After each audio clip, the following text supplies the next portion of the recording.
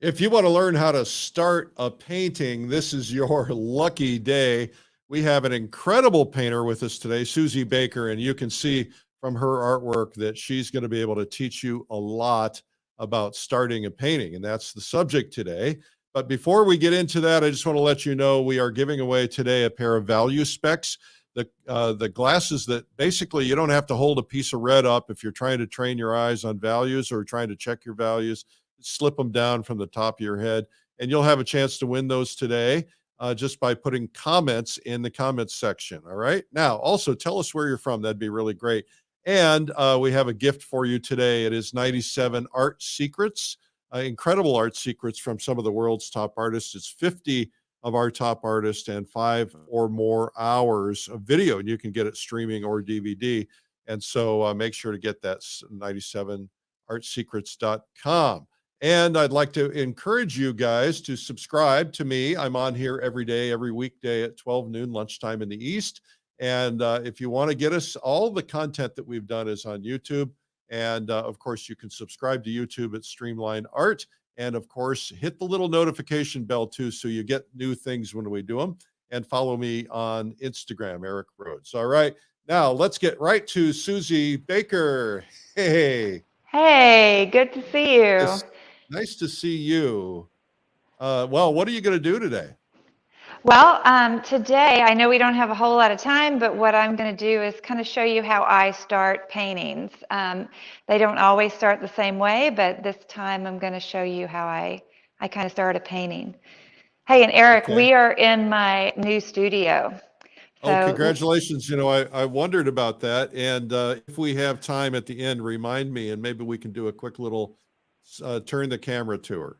Yeah, this will be the first little painting I do in the studio. I'm just kind of still moving in, and they're doing touch-ups, but it's pretty awesome.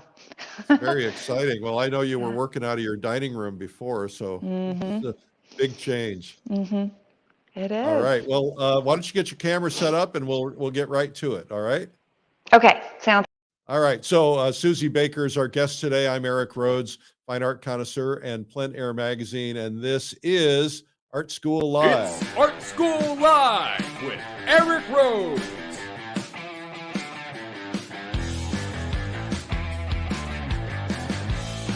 Now, here's your host, Eric Rhodes. Well, this is a big weekend for me for a lot of reasons, but also a big weekend for you, because if you want to learn pastel, whether you're a beginner or you paint in another medium, or you want to get better at pastel if you already do it, Pastel Live starts next week on the 18th for Beginner's Day, or is it the 17th? Anyway, one day of Beginner's Day, which is an optional thing you can do by itself, or you can do all of pastel. And we have the world's top pastel artist. We have hundreds and hundreds and hundreds and hundreds, and I can't say how many hundreds, but lots and lots of people who are attending from all over the world and teaching from all over the world. And it's 100% guaranteed. So if you watch the first day and you say, you know what, I thought I was going to like pastel, but I really am not sure, well, we'll give you your money back because we want to make sure you're happy. But this weekend on Sunday night, the 15th at midnight Pacific time is your last chance to sign up and save some money. So make sure that you do that. Now, we have a winner. Yesterday, we gave away a prize, and our winner of the Fine Art Connoisseur subscription is Un Toril in Norway. Thank you, Un. We have people watching from all over the world, and so we're really excited about you, and make sure that you please put a comment in. Now, Susie's got her easel all set up. So, Suzie, I'm going to turn it over to you, and you can start teaching us how to start a painting. All right. Okay. Well, I think I got it going here. That looks good. Looks good. Okay. So what I'm going to do is, this is the demo that I did a little while back of a painting that I did at an event down in Galveston, Texas. One thing I like to do is when I'm in a beach or coastal community is sort of set up the way they do their shrimp boil or crawfish boil or low country boil. You know, it's interesting. They all do it kind of different. But this is set up on newsprint. It's a little off camera, but up here I have my iPad plugged in that I'm using as my reference. So we are talking about starting paintings and toning. So I could talk a lot about composition and color, but we're really just focused on toning today. So Yeah, well, you do a lot of that in your video on color, so we'll talk about that later. I do. Okay, so what I've mixed here is a gray. And my kind of go-to gray is out of a couple transparent colors. What we know about color is that when you mix a color with its complement, it makes a gray. So the nice thing about this one, which is ultramarine blue and transparent red oxide, or Gamblin calls it transparent earth red, is that you can either mix it, you can push it warmer. I don't know if the camera shows, but see how there's some warm undertones and also cool undertones in the same mixture. Then it's really nice, even using this color for block-in, because you can skew it.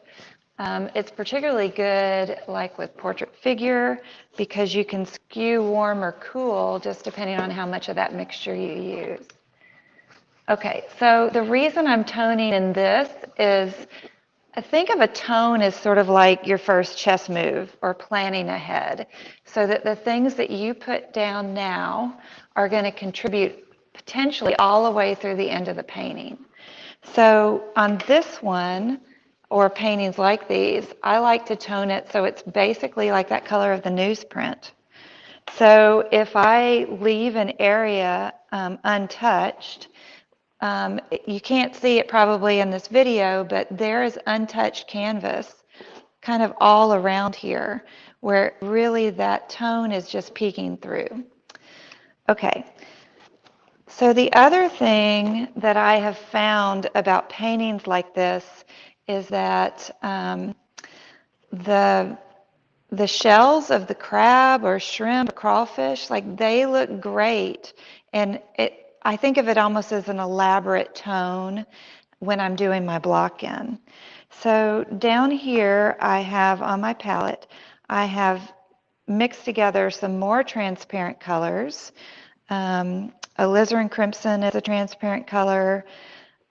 Indian yellow or India yellow is a transparent color.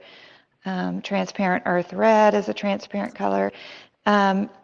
So I'm trying to think just about transparent color so I don't get too opaque at this point. And in looking at my composition, I'm going to sort of block in where those crabs and shrimp are going to be. It also helps me establish my my composition right off the bat. It's dripping. It may even drip down into some of this. Where the crab isn't going to be, I might want to sort of stop that drip to keep it from going. But really, I have learned that the way this looks, it ends up looking like I want it to. So I'm sort of, what does it feel like, cheating maybe? Where you're getting some of those colors in and then don't have to necessarily touch them. Okay.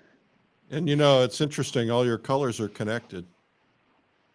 Right, you mean throughout the paint? Yeah, so in paintings like this, compositionally, I mean, our crab is our main squeeze, right? He's the one that you go to first, but there's so much about this painting where even though he predominates, it's more about moving your eye around the painting. Even the way I've used yellows, yellow, there's some yellow here. It's meant to sort of bounce your eye around this painting and keep you in there circling around. Also about energy and fun. I mean, these things are fun. If people are going to a crab boil, they're usually laughing and drinking adult beverages and enjoying themselves. So I want the painting to do that too. Intentionality carrying through all the way from the beginning to the end of your painting are pretty important. I'm getting hungry already. Yeah, I know. I grew up in Louisiana, and every spring, I want to start wearing chapstick and making sure I don't have hangnails so that I can go and eat a nice spicy crawfish boil without burning my lips too bad. So I'm going to from a square to a horizontal format. It's really because I was too lazy to cut my panel down, and I know I'm not going to finish this painting in the course of this. So it's really just to teach you guys and give you guys the idea of that. Well, you're a good teacher. Thanks, Eric. You can sign up for my workshops. Yeah, we will post a link in the comments on your website. Yeah. Oh, yeah. I'm easy to find everywhere. You know, Suzie Baker, Suzie with a Z-I-E. But I'm on all the social medias. A little more than I like sometimes. We want to be at the easel. Yeah. Okay, so I may go ahead and what would I do here? Okay, there's a nice purple, kind of a new potato there. And back again, still to my transparent colors with alizarin crimson, ultramarine blue, and you get right to that really lovely purple. And remember, you're thinking about, you know, what can I do here that's going to save me, you know, save me effort in the future. See, I'm kind of falling into this problem of extending my canvas for no good reason. So I'll just paint it like it's a square. I can always cut it down later.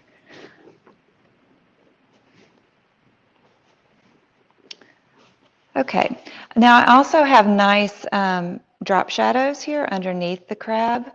One of the things I love about these crabs is they, or really any sort of outdoor still life, is that you get all this nice reflected light. So I don't know in this painting if you can see, but we've got nice cool shadows because I'm out in the sun. And the warm light is going to come and hit that newsprint and bounce up into the crab. But in areas where, well, this one doesn't have it so much, but let's say he was sitting on a blue background, then that reflected light would get cooler in his underneath. And it's really kind of fun to look for those things. And when you set up an outdoor still life, you get the benefit of sort of controlling the environment or controlling some of those things that make outdoor painting really challenging. So I encourage you to, if your weather's nice wherever you are, then you're clearly not in Houston, Texas right now, but or Austin, Texas right now. Okay, so I'm going to go and do some of those drop shadows underneath You guys the crab. have any questions, be sure to post them in the comments section. Also, if you like what you see, go ahead and forward it to other people or share it so that others get the benefit of seeing this. Yeah, and I should say too, my mixture is very soupy, like the consistency of tea. So if you see, you know, the drips probably give that away. And is that, or what are you using? Is that thinning the paint with what? Yep, I'm using Gamsol, All right. using that. So sometimes when I'm in the field too, I like to use, there's an artist, Andre Lucero, makes a medium called Merge, and I Yeah, like that's good. to, yeah, I like to mix a little bit of that, mainly when I'm outside because it does have, you know, some of those chemical-y things in it that aren't as good in an interior environment. But what's great about it for plein air painting is that when it dries, it also will leave a bit of a gloss, and that's quite nice because when, you know, sometimes you, well, hopefully when you're doing a plein air painting, that thing is getting sold and going to somebody's house, and you don't want it to get all flat when it gets there. So there's some tricks of the trade that we plein air painters do to make sure our painting really shows to the best effect even when we're not there to put on a final varnish.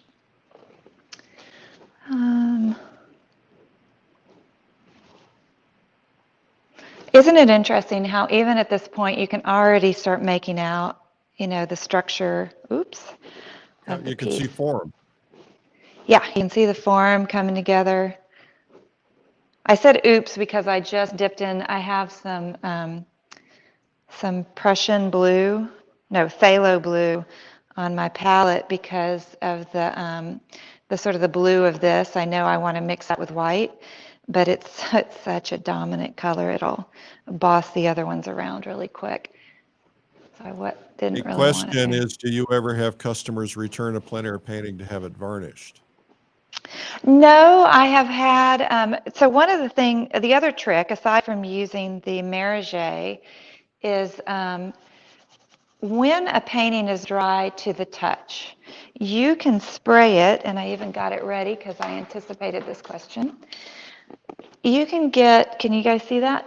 Yeah, you can Yep. get this conservation retouch varnish like at any hobby store, Hobby Lobby, Michael's, and you can spray that and bring up those colors as soon as it's dry to the touch.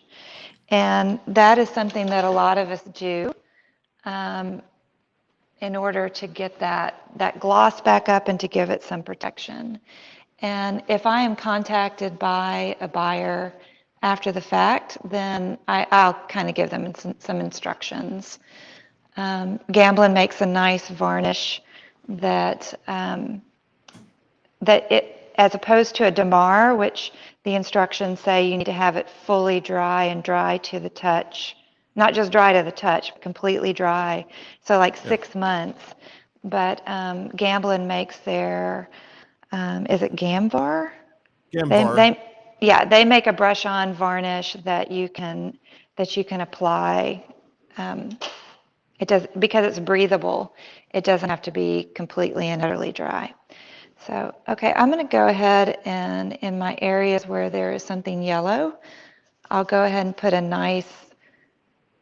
give myself, remember thinking about chest moves, gives myself some warmth so that I don't have to,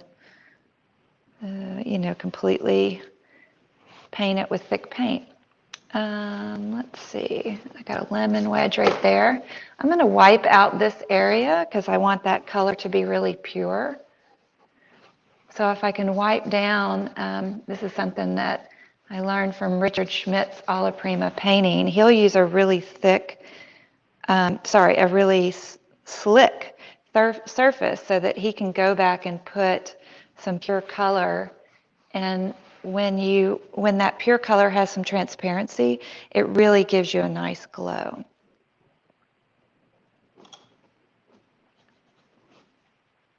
Okay, I think I've kind of placed some of my main objects. So I wasn't sure how far I would get, so I wasn't planning on getting a whole lot past this, but I think we have plenty of time, right, Eric? Yeah, we So have some time. Yeah. Okay, so why don't I go ahead and get into some thicker paint? All right. Find a different brush. I'm gonna, so now I have, if you could see my palette, it's sort of full of soupy paint. I'm gonna wipe that away. And a good point is that, you know how people complain about their colors getting muddy? One of the reasons that is, I think there's 2 reasons that we have, eminent control over. One of them is that by the time we get to the sky or someplace that we really want to put some nice pure paint, we've sort of run out of paint. And so rather than stop and reload our palette, we just still kind of sort of scrape at this little pile of non-existent paint, and that gets muddy. And then the other reason is we don't clean our palette. So cleaning off and having a nice clean area to work on again is, 2 really easy ways to get around that. Okay, where do I want to go? Let's think about our crabs. Since we're not going to get really far, I'll think about what I want to put in here. And all right, so I've got some nice little drawing and areas here where I go from top of the shell in the sun to shady area of the crab, and he's got a nice kind of white underbelly, which really makes for some nice color opportunities. And The I know you question like. here: do you ever use Gamblin chromatic black? It's interesting you asked that. I did get a tube of that recently, and I haven't used it a whole lot, but if I understand it correctly, chromatic black has, like its name would suggest, has a mixture of a lot of the colors. So maybe that helps it not get so flat. Well, it's But it's transparent and it's neutral.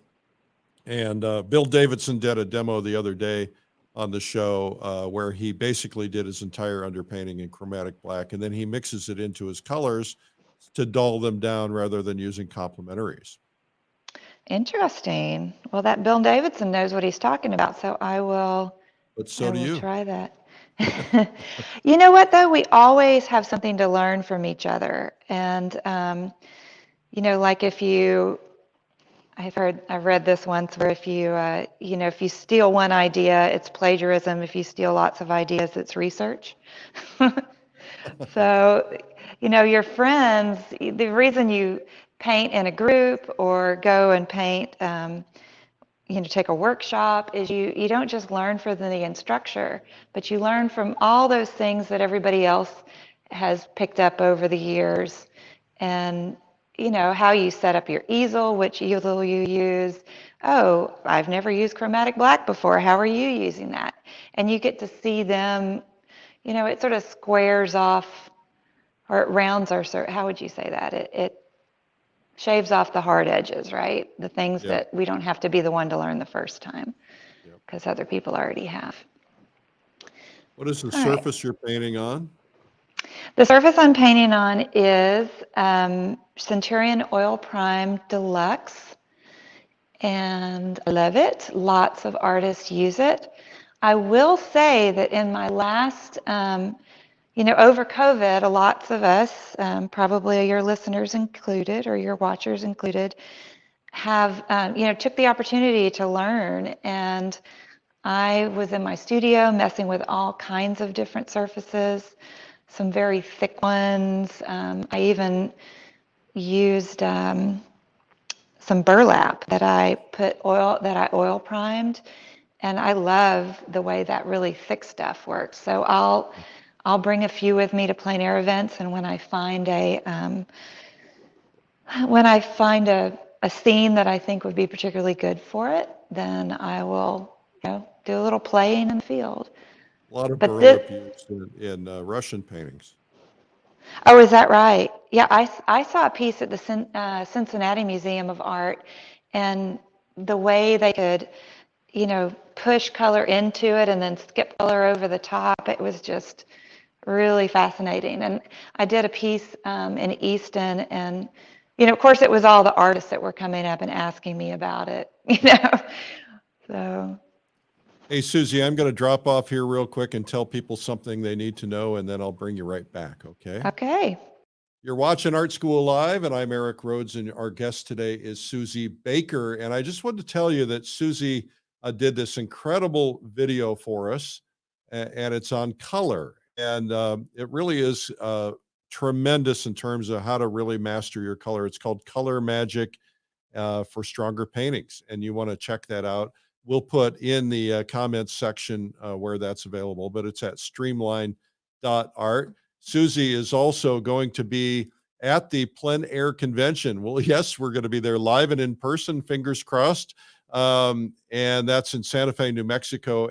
And by the way, I should just tell you that the hotel is already almost sold out. And I didn't even know that. I heard that from people who call. And the reason being is that a lot of people have registered for their hotel room even before they've registered for the convention. So you actually have it backwards, because if you go out there and get a hotel, but the convention sells out, you're going to be really unhappy about that. So get booked for the convention. It's going to be probably the biggest one ever because everybody's anxious to get back together. So that's in Santa Fe in May, live at the Plein Air Convention, where we have 4 stages and lots going on. From we're outdoors painting together, and there's a lot going on. Suzie, I think that you've been to the Plein Air Convention many times, and so you're going to be teaching. That's exciting. Yeah, I have. Am I back on? You are. Yeah. Okay. I went, even before I was an instructor or faculty, I found it incredibly useful, both for finding, Eric, I got invited to do Laguna Plein Air by showing up to the Plein Air convention. It's useful in so many ways. It's a great place to get discovered. I mean, there are a lot of art galleries who come. There are people running art shows, and when they walk around and see people painting, and they go, "Oh, I never heard of that person. Let's bring them in." Yeah, and my piece of advice on that is, okay, so not everybody's going to come to the Plein Air convention wanting to be a professional artist. I mean, so many of us are just enthusiasts and we just love to paint and we want to learn and maybe find our next instructor or just hang out with other art friends. But if you're going and you're wanting to make some rain for yourself, then come prepared. Have your website in order before you show up. Have your business card or brochure. Just, be ready. Fortune favors the prepared mind, as Louis Pasteur would say. So come prepared because you don't know what opportunity you're going to get. Yeah, and I should just mention, since you brought it up, there are some people who say, well, I'm just not good enough to go to the Plein Air convention yet. What would you say to that? Well, I would say you're ideal to go because you're getting 50 or 60 instructors in one place. Obviously we can't make it to every sideshow, everything that you want to, but you can choose and you can find out, so to find your next instructor, you want to identify with the art. You want to find out, can that person teach well, and do they teach? And you get to sort of vet those people. Plus it's fun. Yeah. And you can spend and the field painters too. Oh yeah, and you're out painting, right? And you're painting shoulder to shoulder with all other artists that, let's be honest, are feeling the same way as you are about, am I a very good painter? And some of them are great painters and you can learn from them. So yeah, I really like it, Eric. I am a proponent of going to conventions and, hobnobbing with people that, and you tend to go deep with people really quick because you already share this commonality of this love for art, this sometimes love-hate relationship for painting. But yeah, and I hope it all works out. It's we're just so ready, aren't we, to get out and. Absolutely. Yeah. All right, Eric. Let's see. How are we doing on time? Well, I'll give you a few more minutes if you want some. It's up to you if you want to work on it some more. I wonder if the point of it is that I wanted to show, what I do to kind of build up a piece. Since I have the finished piece here, why don't I try to zoom over into that and we can talk about, bringing something around to completion. Yeah, and do you want me to pull up your slides? Let's do this one first because maybe this will do it, but we could. Okay, so I will use, how does that look? Can you see that well? Yeah, we can see it. All right, so here, this is that transparency that I started with. You can see it here, you can see it here and here. Like I said before, there's newsprint that is from that very first wash-in. Well, those lemons really glow, don't they? They really glow, and some of that right there is just the transparency of that wash-in, and then it gets really thick. Can you see that? Cannot. You cannot. Yeah, then let's maybe go over to those slides. All right. Which one do you want to pull up? The trees? Pull up the cherries. Cherries. Okay. Cherries. Oh, those are beautiful. Okay, so this, let's back up one to the 4. Yeah. Okay, so your viewers might be interested in that top right picture is basically what I'm looking at. So if we're talking about doing a plein air still life, this is a version of it, isn't it? So I didn't set this up, but I did position myself, and I did pick the cherries, I guess pun intended, that I wanted to include in my composition. So in the bottom two pieces, the bottom two pictures here, you can see on the bottom right, that is all just sort of elaborate wash-in or block-in. It's all transparent. There's those little flecks of blue are kind of heavy paint, but that gold color that you're seeing in the bottom left of the bottom right photograph, that is my tone. That is a gold tone that just peeks through.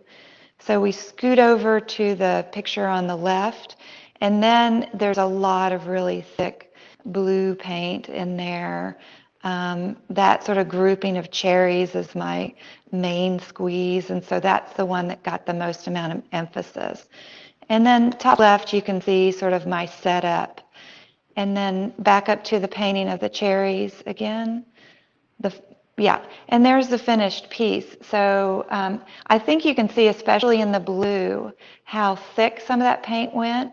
And look in the major portion of the sky in the top right, and how it sort of defines the negative shape of all that mass of leaves right under it. And that's all basically sort of a wash.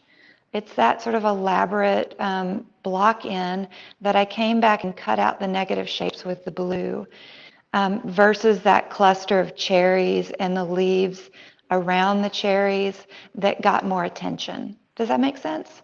Yeah, absolutely. Yeah. And in paintings like these cherries and the crabs, it's really all about the interplay of the positive and negative shapes and making sure those shapes are interesting. I think I've heard Lori Putnam say, don't make stupid shapes. You know, you don't want your shapes to be too similar, too repetitive, too same size. It needs to have a nice rhythm to it, like a nice piece of music. So. All right, I'm going to come back to you on camera now. Okay, hang on. Let's adjust back. Okay, so Suzie, congratulations on a new studio. Why don't you give us a quick quick tour? That's very exciting. Okay. It's something we all wish we had, right? Okay, I'm just going to tell you right off, y'all are all going to be super jealous. It's kind of echoey in here, and that is because it's a pretty big space. So, Eric, if I handheld this, would it be too jittery for? Oh, go for it. Go for it. For your viewers. Okay, you're going to see my hand. All right, I'm not going to give you the complete tour because I'll do that more later. But you see this back wall here where I have paintings against the wall? Yeah. I haven't hung those yet, but let me show you something really cool about this, is that this is all hard surface and carpet. So I will be able to nail in and out of this all day long. You know, we artists are constantly painting paintings. You know, some of our paintings sell at events, some of them come home with us. Hopefully most of them sell. But then those can always be sold later at a gallery, at an open house, to a student. So my studio has a bathroom with running water. Nobody's in there. And but I've tried to keep the floor space completely open. This is concrete, and I will have some pads for my feet eventually. I have storage. I've got a great little storage area down here that I can keep stuff that I don't want to schlep up and down the stairs. And then here's something I'm super, super proud of, and that is that, and thinking about keeping my floor space open, I designed this under the stair area so that I could keep things. I don't have to have a big piece of furniture taking up space. In fact, my flat files, which is a big piece of furniture, is designed to fit right underneath the stairs. Now, are you in a basement? No, this is, I don't know if you'll be able to see outside because this is. Oh, yeah. All right, so here is that window there is my kitchen, little courtyard in between. You know, and we're in Texas, we don't have basements. So here's a view of where I just was, where I was painting, and my wonderful, marvelous, amazing Hughes easel. And then there's that built-in and stairs. I have a little. Oh, nice. Yeah, this is it's basically just a kitchenette. So I'll have a coffee bar and a refrigerator and a sink, but no stove. And Well, and you have um, room for models and for classes? yeah, absolutely. Let's go upstairs. Let's see. Here's another feature. This got put in and painted yesterday, but that's a slat wall. And that means I can put things and change things out and not worry about nail holes. Nice. So my Very stairs well going thought out. up. I think so. That's what happens when you have a whole year to think about things. So we're going up the stairs. There's my lighting. And then all of those windows are north light right there. Nice. And then, so you can see I'm just starting to move in, but this is a loft.